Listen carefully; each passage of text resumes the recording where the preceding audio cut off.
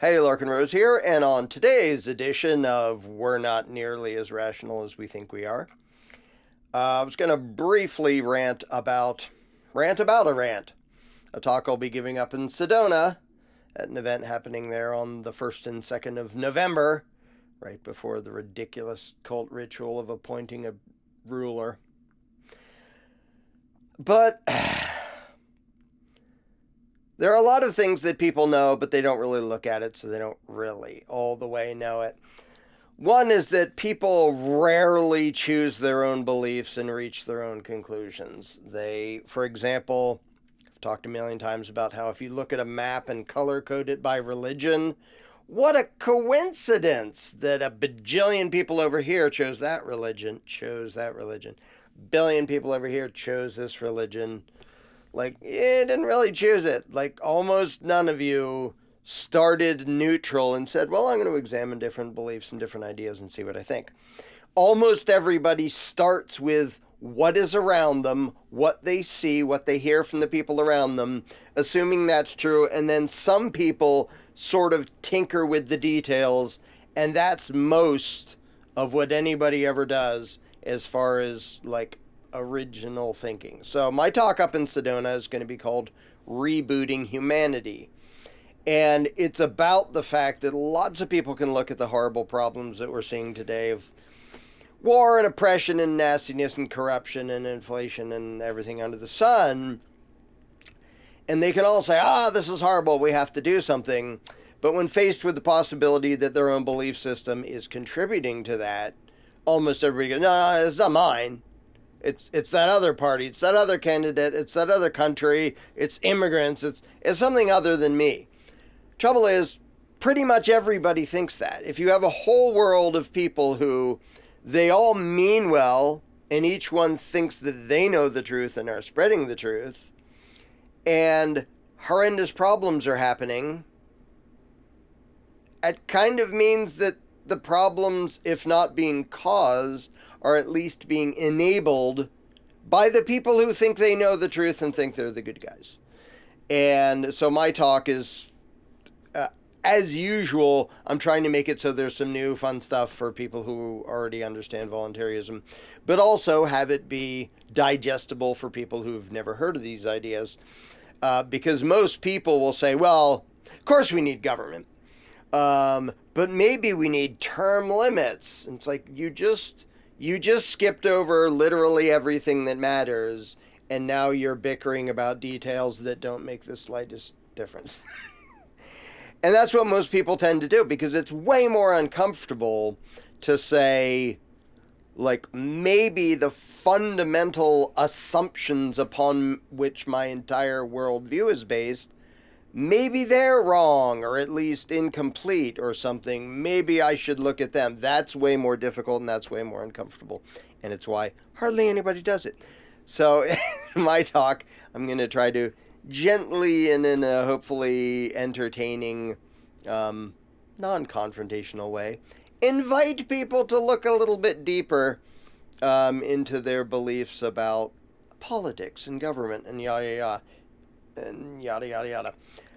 Because, most people don't get that they are totally carriers of the problem.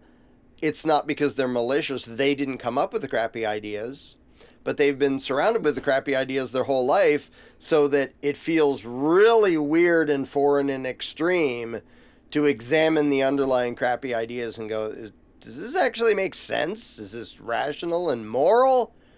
And it's much easier for them to go, well, we're going to assume the Constitution's awesome and democracy is great and we need government and blah, blah, blah. But let's nitpick about, like, how many people should have to vote for, how do we count the votes of the, it doesn't matter. You're trained to bicker about details that make absolutely no difference, and trained to not look at the underlying assumptions. So my talk, as with a lot of what I do, is designed to try to gently get people to actually look at the underlying assumptions of their political belief system. Because if you have political beliefs that aren't 100% anti-political, then your beliefs still are part of the problem. And a big part.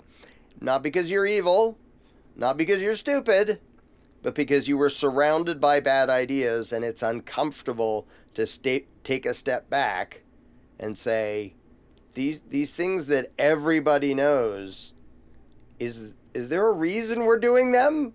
Or are we all just doing them because we look around and go, oh, we're all just doing them? Well, yeah, sure, we've been throwing human sacrifices into this volcano forever. What kind of extremist would say that maybe we shouldn't be doing that? So, yeah, we've been voting for masters and getting abused by corrupt psychopaths forever. I mean, what kind of crazy person would suggest that we shouldn't do that? This kind of crazy person. And I'm going to be up in Sedona being a crazy person suggesting that we need to rethink entirely the notion of government and authority and all that fun stuff.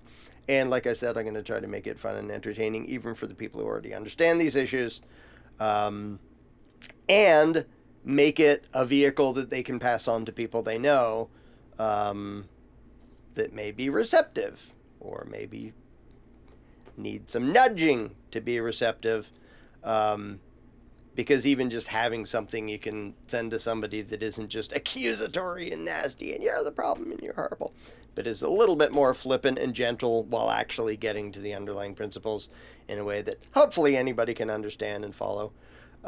So, yeah, we'll have a grand old time up there. The night before, Amanda and I will be performing 2 new original songs that nobody's ever heard before, because we just made them up in my ugly, messy studio here. So, yeah. Oh, so if you can be there in person at Sedona, that'll be cool. I'll be there for Friday and Saturday, and some of Sunday. I don't even exactly know how quick we need to get back and stuff, so I don't even know. But if you can't make it there in person, you can actually get tickets.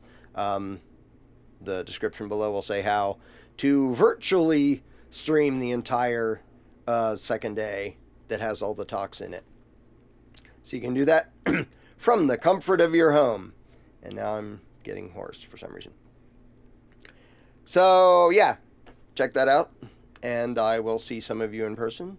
And some of you will virtually see me, not in person, from the comfort of your own living room or wherever the heck you choose to watch. So, and as always, getting people who haven't heard about these ideas to hear about them and think about them really, really, really matters. If you ask me, it matters more than anything else in the world, because this is a numbers game. If all your neighbors advocate that you be robbed and enslaved by a parasitical ruling class, how much does it matter how right you are while being stomped on and robbed? Wouldn't it be nice if your neighbors were also of the opinion that, yeah, maybe they shouldn't ask that be done to you or themselves or anybody else? So anyway, I'll be in Sedona.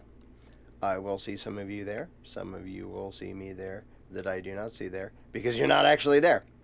But either way, description below tells how to get tickets and tells more about the event. There's a bunch of other cool speakers.